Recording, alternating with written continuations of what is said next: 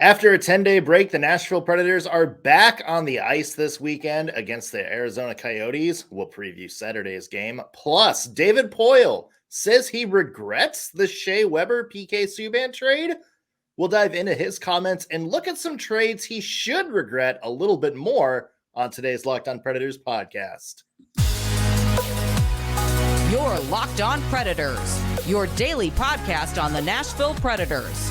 Part of the Locked On Podcast Network, your team every day.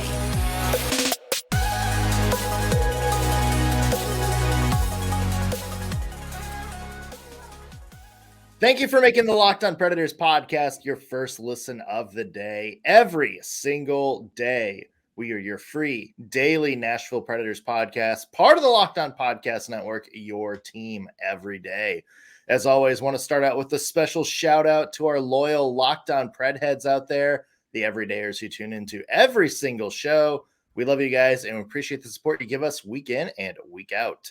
I'm Nick Morgan. I'm a writer at Penalty Box Radio, and I have a partner in crime. You do. I'm Ann Kimmel. I'm a writer at the Hockey News.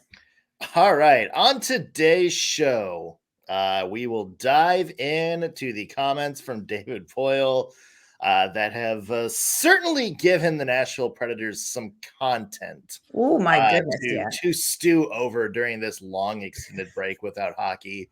David Poile says he regrets, to an extent, making the Shea Weber for PK and Subban trade. Why? It's an interesting discussion. We'll dive into that. That trade worked out very well for both teams. We'll look at some trades that David Poile maybe should regret a little bit more than that one coming up here in just a little bit. But first, Ann, hockey is finally back this weekend for the Nashville Predators. Yeah, the boys are back in town. I can confirm the boys are back in town, back on the ice. They had their first practice after kind of the longer All-Star break yesterday afternoon. And I have to tell you, good vibes. Like, I know it was kind of a frustrating way for this team to enter into the All-Star break with that loss against the LA Kings, a loss that they really felt like they could have and probably should have won that game. But the vibes are good. Like, they're back, they're rested, and it's a really focused group of guys. So it was great to see them back, kicking off with kind of a challenge out of the gate against the Arizona Coyotes, who have had the Predators' number this season. We love you, Connor Ingram, but did you have to always? and the number last season, and the number the year before that, and the number in 2020, and yes, all through the 2000s. So it's interesting because the Nashville Predators are in a tough spot right now. They ended the break having lost 5 of 6, including a loss to the Arizona Coyotes in that mix. They have historically, over the past couple of years, and not really come out of the gate strong after extended absences. The last year, after the All-Star break, didn't necessarily go well. Then again, half the team got traded.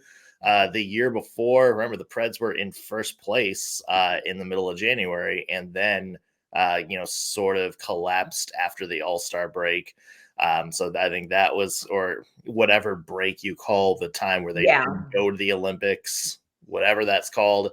So I think for the Nashville Predators, they don't have the best track record of coming out of the gate strong after extended break. Even like mini breaks, like 4 or 5 days off, they come out looking a little bit sluggish. They take a while to kind of really ramp up at the start of the season. The Preds really don't have much room for error to do that if they want to kind of keep their playoff dreams alive. Yeah, I agree with you. This is a tough situation to come back out into. It's interesting because in talking to the Predators players, they're like, we are really focused. We've got, Philip Forsberg kind of joked. He's like, we've got 31 playoff games before we get to the playoffs, because they know how tight this race is for an opportunity to make the postseason. But what is a little alarming, and what you've touched on, is this has been where the Predators have been recently. They have had to come out of this February break and perform really well to make the postseason pretty consistently. This is the situation they find themselves in. And it does not always go well. And I think the one player that everybody sort of worries a little bit about is UC Saros, because we've talked about UC Saros sometimes is better with consistency. Well, he's definitely had some time off here. And I know last season it took him a little bit to kind of get back to his game in net. In this season, it's been a little up and down for Saros. So I think that's a player that everybody's really going to be watching Saturday in Arizona, because it feels like how goes UC Saros somewhat. That's how this team's next 31 games are going to go. So it's a little nerve-wracking. Again, team's very focused. They know what they have to do, but I'm like, y'all were probably pretty focused last year and knew what you had to do. Like, this is a little bit Groundhog's Day for the Predators. Let's see what they can do against the Coyotes, though, on Saturday. Yeah.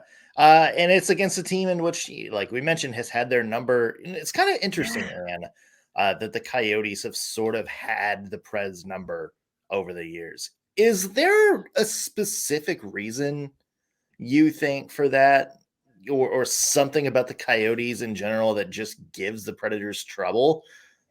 They strike me as like a much younger brother, over the years, in the sense that probably the Coyotes, when the Predators were still sort of chasing that like post Stanley Cup run, they were kind of thinking, okay, that's what our postseason is going to look like. We're going to chase that. We're going to get back there. It feels like Arizona was kind of the little brother that would like stick his foot out and trip them, where you didn't look at this team and you were like, wow, this is a team that's really going to dominate in the entire league. But there's enough Central Division rivalry to it. And I think Arizona has always had just a little bit of talent that for whatever reason shines against the Nashville Predators.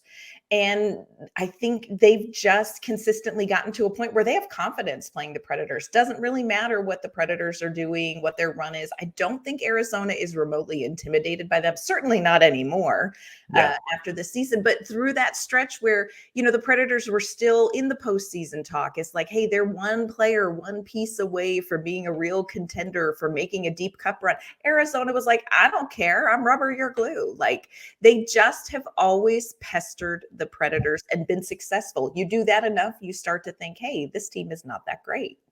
Yeah.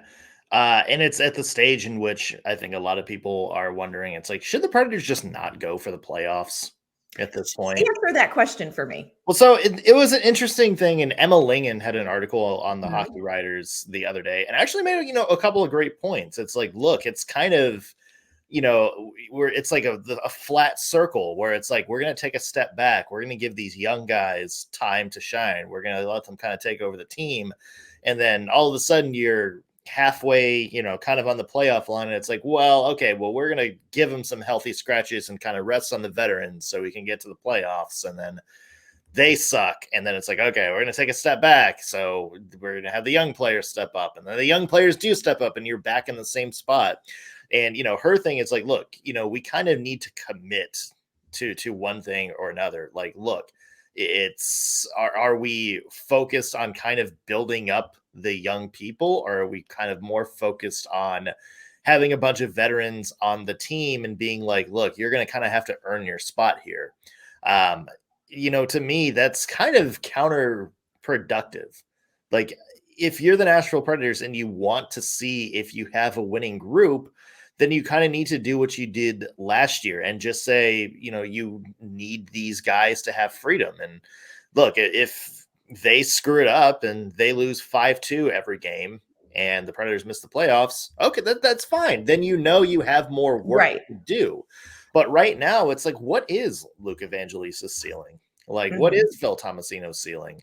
We don't really know, because they're not really giving a chance to kind of have prominent roles on the team, because the mindset is, well, we still need to win these games. And, we're not going to put Phil Tomasino on the ice in the third period because it's a tie game. And, we need our veterans to kind of be there to play these clutch minutes. That mindset, I think, is kind of holding the Predators back a little bit. So, I mean, I said it from the beginning of the year. You're playing with house money at this point. True. If the goal needs to be getting these players like some time, and if you make the playoffs, awesome. Even if you flame out in the first round again, if you miss the playoffs, that's fine. You're playing with house money. You didn't really care anyway, but you've got to, I think, make a harder line in the sand at some point in terms of what direction you want to go. Because it just feels like the Predators, for all the changes they made this offseason, for all the new talk about the direction they're going to take, are kind of back where they've been the past few years. I think the results, I had a conversation online about this. I think the results are very similar to what you have had in the past 2-3 years that have been very frustrating for Nashville Predators fans, and understandably so. But I think you have to look at something besides the results to put it into context. It's like saying somebody ran a mile, and on one hand you cheer, and on the other hand you boo them. You know, if you have Kara Goucher, who is a famous marathoner, she is supposed to run a 5K and she quits at 2 miles, you boo her. But if you have a 5-year-old running a 5K and they quit after 2 miles, you cheer for them. And I think you have to look at the context of this team. The results may be the same or very similar. And let's be honest, they do feel very similar to what the Predators have had the past 3-4 seasons. But it is a different team, and you have to go back and you have to look at that and say, hey, look, this isn't a team that it has been built to be a contender. This is a team taking a different approach. I also think it depends on what eyes you look at this situation with. And I think it's got to be a little bit tricky, because Andrew Burnett, as a coach, your job is to win that game that night. Like, that's your job. You are to win that game that night. If you are Barry Trotz, you're looking at this 3 years down the road, and maybe what is better 3 years down the road looks different than I have got to win this game tonight. So I think it's really different, the perspective that you look at this. And you do have to remember, while the results feel the same right now for the Nashville Predators, the context, the situation, the roster that they have right now is not the same roster. And it will not be the roster that this team tries to contend with in 2 to 3 years. So we're in stage one. We're in just stage one, y'all. This is just stage one. Keep breathing. Keep breathing. Yeah, it should be interesting to see where the Predators go from here over the next little bit. Speaking of roster moves and changes and whatnot, one of the most famous Preds trades in history, maybe the most famous one, was, of course, PK Subban coming over for the captain, Shea Weber. Apparently, David Poile regrets making that trade. Why? We'll dive into his reasoning, and we will also look at some other trades that maybe David Poile should regret instead of that one. Coming up here in just 1 second. First, though, I want to mention today's episode is brought to you by eBay Motors. Passion, drive, and patience. What brings home the winning trophy is also what keeps your ride or die alive. eBay Motors has everything you need to maintain your vehicle and level it up to peak performance. From superchargers, roof racks, exhaust kits, LED headlights, and more. Whether you're into speed, power, or style, eBay Motors has got you covered. With over 122 million parts for your number one ride or die, you'll always find exactly what you're looking for. And with eBay Guaranteed Fit, your part is guaranteed to fit your ride every time or your money back. Because with eBay Motors, you're burning rubber, not cash. With all the parts you need at the prices you want, it's easy to turn your car into the MVP and bring home that win. So keep your ride or die alive at ebaymotors.com. Eligible items only. Exclusions apply. eBay Guaranteed Fit only available to U.S. customers. All right, Ann, some interesting comments from former Predators GM David Poile. He was on Robby and Rexrode on 102.5 this, I guess, yesterday morning, I think it was. Yesterday morning, doing an interview with Robby Stanley. And one of the topics that came up was the vaunted Shea Weber for PK and Subban trade. PK Subban, I don't know. Yeah, I guess Subban, Pecan. Pecan Subban. Whatever. It sounds like a delicious pie. And so his comments, he was asked about that trade. Poile said, quote, "I did what I felt I had to do. It worked well for us. It worked fine for Shea. We got in the Stanley Cup final. We almost won the cup, and that was certainly the impetus to do the deal. That's where the business part gets in the way of the hockey part." And then he went on to say, "In the bigger picture, I wish Shea had never been traded. I'm being very honest with you when I say that." Anne, what do you make of that? This really was really surprising, I think, to hear David Poile say. And here's the first thing I will tell you. I really appreciate David Poile kind of pulling back the curtain on his experience as a general manager, because I think it takes a lot to say, personally, this was something that was very hard for me to do, when at the time the front facing David Poile in the moment had to say, this is the best thing for our team. I am doing the right thing.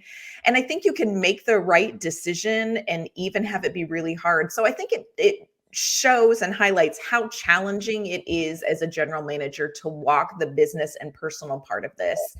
I also think he talked too about kind of what he wished had happened. And he said, I wish that we could have signed him to a longer term contract, sign him to something like we did with Pecorine, where we signed him to this contract and he could have retired here. We've done it with Roman Josi. He mentioned Philip Forsberg. So I don't know that David Poile is necessarily addressing in this conversation yesterday logistics of hockey.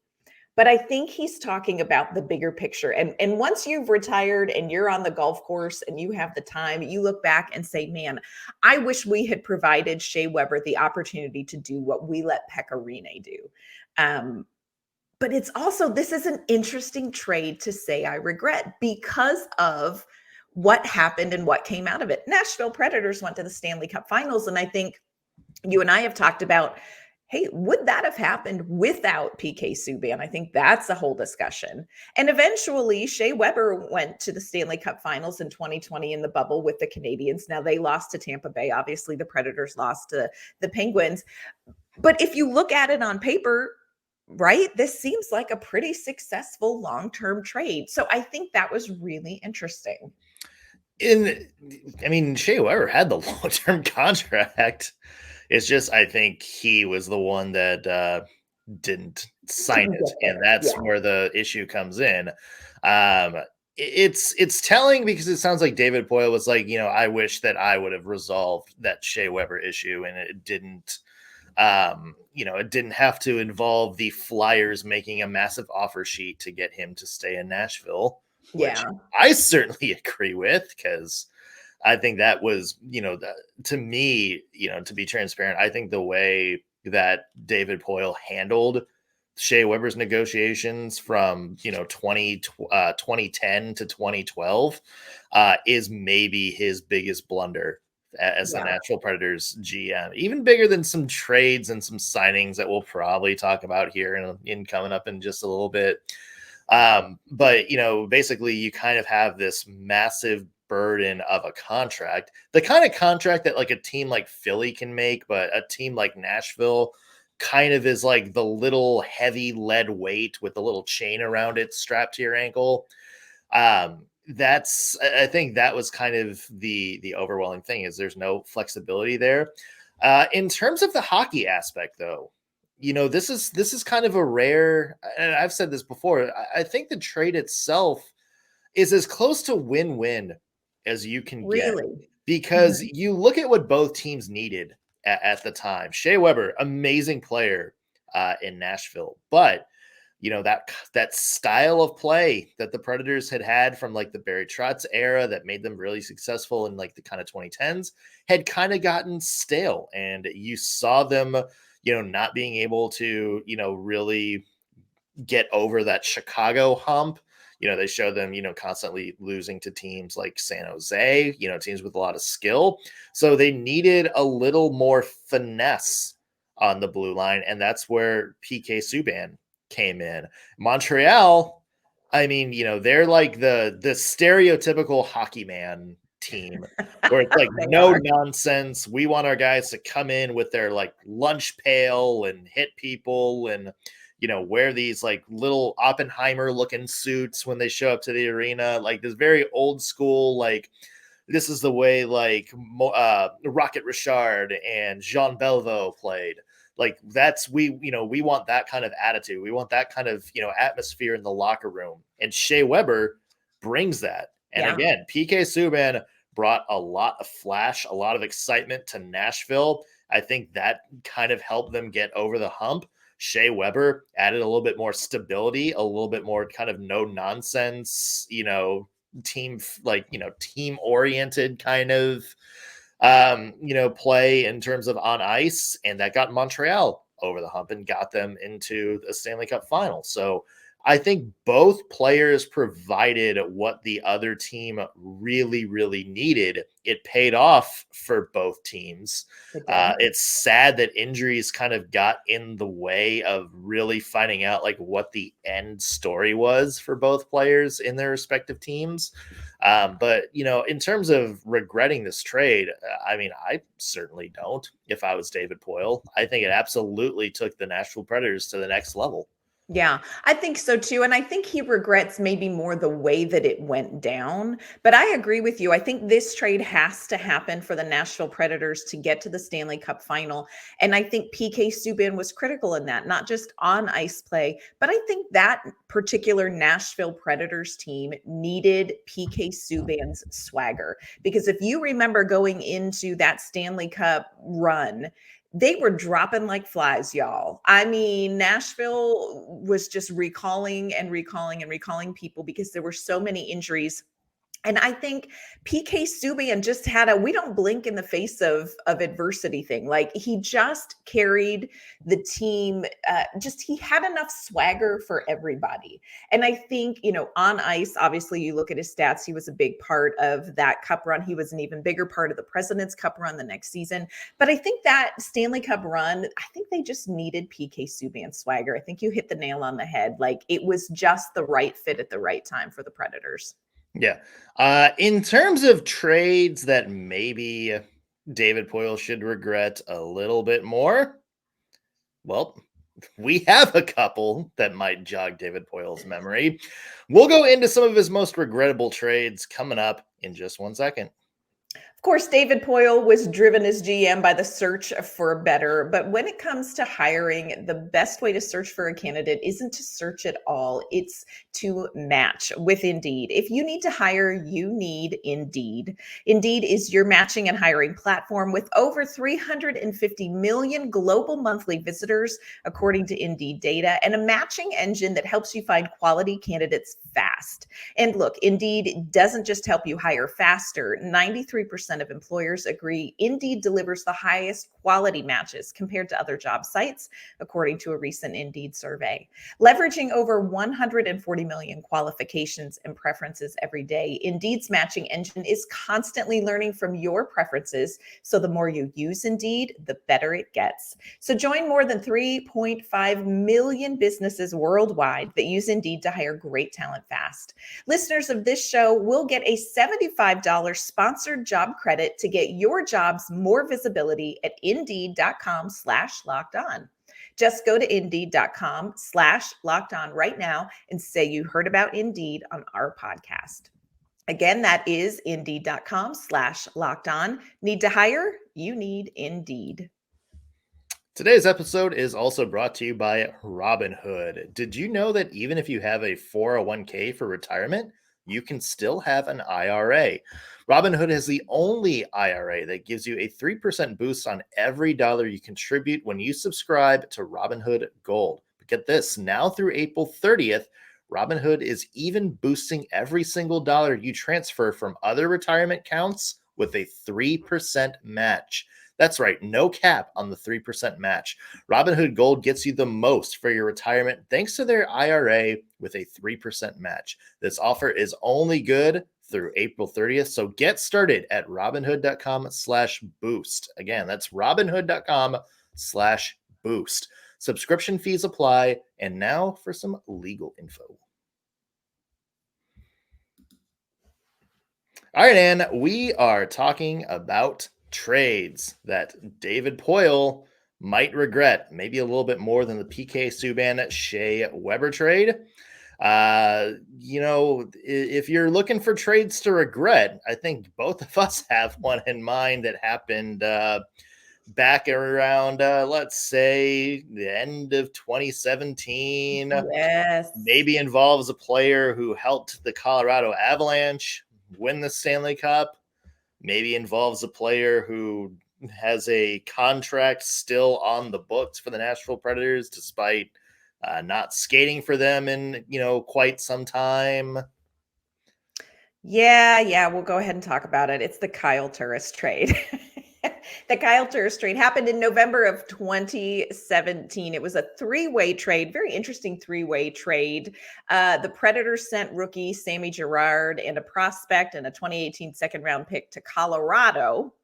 Colorado sent, interestingly enough, Matt Duchene to the Ottawa Senators, and the Ottawa Senators sent Kyle Turris here. And when he arrived, they signed him to a 6-year, $36 million contract. Seemed like a good idea at the time. Didn't really pan out. Quite. And look here, this is from somebody who really, really loves Kyle Turris. But yeah, this was a tough deal. Now, I do want to say when we talk about the Kyle Turris deal, I don't know quite how much of the Kyle Turris deal debacle I actually blame on Kyle Turris. I'm just saying. But yeah, I mean, I get that. But at the same time, that was a big. I mean, is that the most disappointing trade in Nashville Predators history, like in terms of how it all wound up playing out? Oh, I think think so.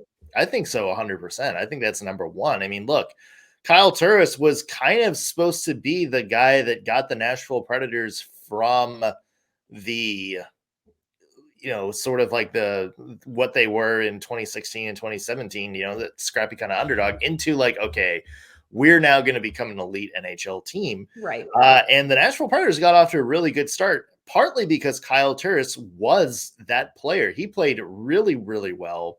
And then injuries got in the way. And just even, before the whole Peter Laviolette benching him thing kind of came into play, it just seemed like the magic from that first little stint of his in Nashville just never came back. Yeah. And I don't know if it's because, he didn't gel with the right line mates. I don't know if it was just he never really came back from injuries.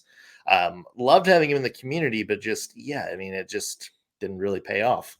Yeah, it definitely fizzled out. And, like I said, I kind of, I get a little bit frustrated when people kind of poop on Kyle Turris, because I'm like, you also had a coach who had a $6 million top six center. And for whatever reason, on the outside looking in, it sure didn't seem like he was working much with him to get him back into the lineup. And when pressed for some sort of context with which to understand what's happening, he would just say lineup decision. And I think, you know what? You got to do better when you have a $6 million center sitting as a healthy scratch every night. I do think injuries definitely impacted it. It's so interesting to look back on deals, because if you look at this deal going into the deal, Kyle Turris really was that guy. And like you said, he kind of was when he first started in Nashville. This wasn't a bad deal. He had helped lead Ottawa to the Eastern Conference Finals against Pittsburgh in 2017. He really showed what he could do in the postseason. So this looked like the guy that was going to take Nashville to the next level. But man, you look at how that ended up, and in that trade ended not with a bang, but with a whimper.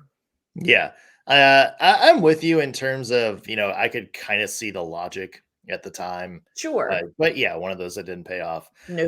And I'm going to go back to maybe the very first regrettable trade. This is so crazy. In Nashville Predators history. So the Nashville Predators got a young prospect by the name of Randy Robitaille from the newly formed Atlanta Thrashers. Yeah. And in exchange, they gave away a young man by the name of Andrew Burnett. Crazy. Now, yeah, everybody knows that Andrew Brunette was one of the original Nashville Predators, scored the first goal in team history, blah, blah, blah, blah, blah. He had what was kind of considered maybe a disappointing first season in Nashville. For instance, he played 28 games for the Washington Capitals the year before and had 23 points in those 28 games. So when he was picked up by Nashville in the expansion draft, a lot of people were like, okay, Nashville's kind of found their top guy. And he's did very well, 31 points in 77 games, but not like, kind of what he was. So Right. Nashville Predators are like, okay, maybe he's not necessarily what we thought. We're going to go out and get Randy Robitaille. I think he was the leading scorer in the AHL. I think he set some sort of scoring record there at the time. So, they want a little bit more higher ceiling than what they thought. What they didn't know is that Andrew Brunette, upon getting traded to Atlanta, would become a very underrated, consistent scorer over his NHL career. Had 50 points his first year with Atlanta, 59 the next year, 69 his first year with Minnesota. And then it's just a run of, 63 point, 83 point, 59, 50, 61, 46 in his last full year with the Wild. And it's just this basically just became this all-time consistent 50-point score, underrated player in the NHL. And the Nashville Predators and definitely could have used somebody like that early in their franchise. Yeah, and Andrew Brunette went on, just for fun, kind of looking through his stats. He went on, and after he left the Nashville Predators, he averaged 24 goals a season from then on until he retired. That was kind of his season average. Thank you for those 11 goals you gave Nashville. Yeah, and it was a great time. It's a great time having you. Yeah, great time. Any other ones that really stand out to you, Anne? I think we are still waiting on the Matthias Ekholm one. I think we can all say that Tyson Barrie, even though he probably wasn't thought to be a long-term piece, isn't a long-term piece. We'll see how Reed Schaefer pans out. And now they did get Tanner Mollendijk in that deal. So again, we're kind of waiting on that one. I think the biggest regrets when you talk about David Poile's tenure, and I hate to say this, is going to be the ones that went for free. Connor Ingram, Ellie Tolvanen. I think those are the big ones. Yeah.